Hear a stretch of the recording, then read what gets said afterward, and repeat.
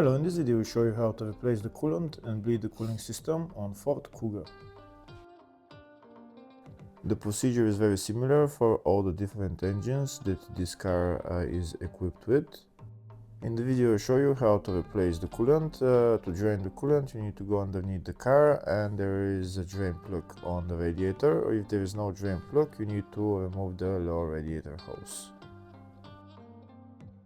So here in my case I've already drained the coolant. You can see the coolant tank is empty. Now I'm going to remove the coolant cap. Before I start adding coolant, first I'm going to go inside the car and I'm going to turn the ignition on, and then I'm going to set my heater to maximum temperature and the blower motor to the lowest setting. This way the heater valve will open and coolant will be able to flow inside the heater core. Now I'm going to turn the ignition off and I'm going to go outside the car and start adding coolant. This car is using pink coolant. I'm going to start adding coolant until the coolant reaches maximum level on the coolant tank.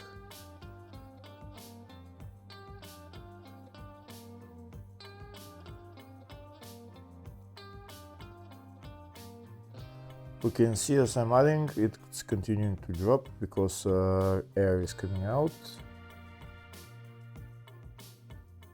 If the video is useful, please like and comment on the video and subscribe to the channel to see more videos like this.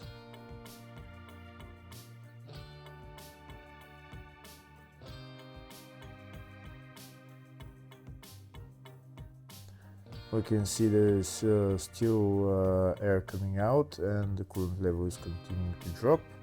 We're going to wait a little bit and add some more coolant.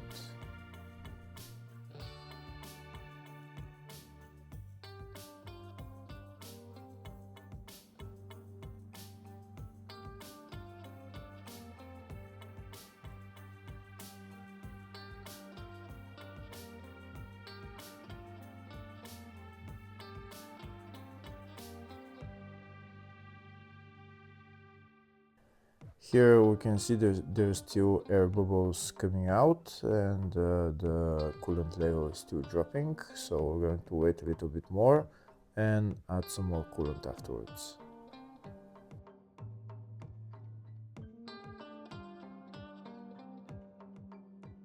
To help get the air out quicker, I'm going to start squeezing the lower and upper radiator hoses. Here's the lower radiator hose. I'm going to start squeezing it and you'll see how there is going to be some air coming out and the coolant level will drop.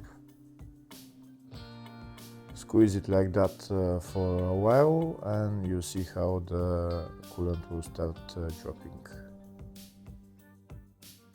After the coolant level stops dropping while pressing the lower radiator hose, start pressing the upper radiator hose as well, and then add some more coolant afterwards.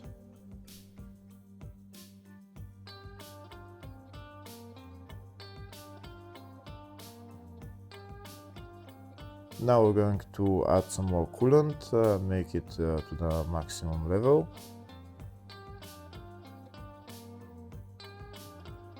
Now that coolant is to the maximum level, I'm going to remove the funnel. I'm not going to put on the coolant cap, I'm going to leave it out and I'm going to go inside the car and start the car.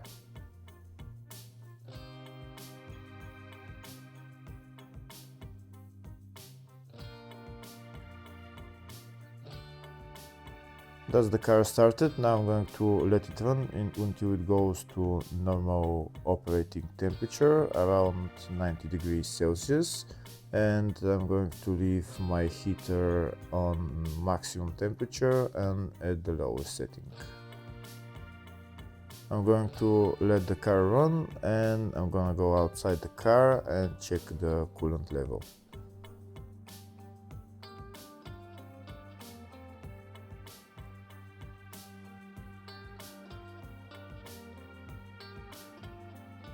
Here we can see the coolant level dropped a little bit, so I'm going to add some more coolant until it reaches maximum level.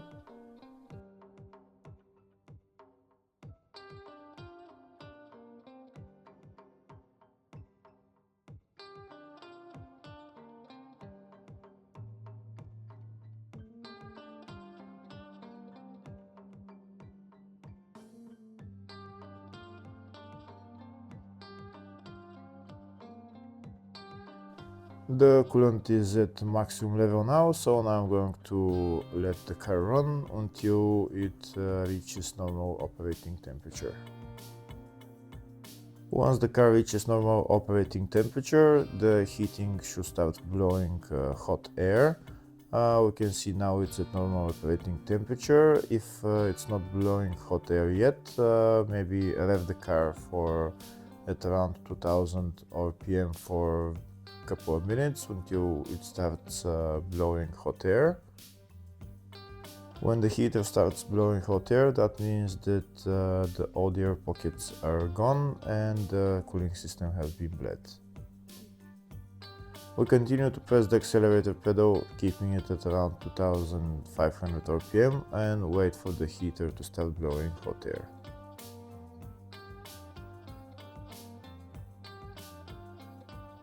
Once the heater starts blowing hot air, we can release the accelerator pedal.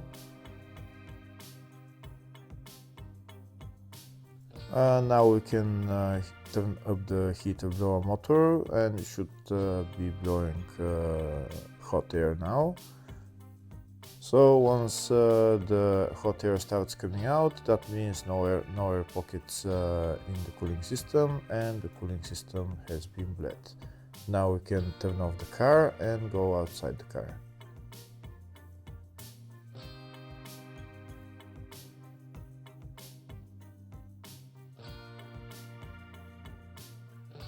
We're going to check the coolant level. We can see it's at maximum. If it's not at maximum, you can add some more and then put the coolant cap on and tighten it. Very important, when the car gets cold, check the coolant level again, and if it needs to be added more, just add some more.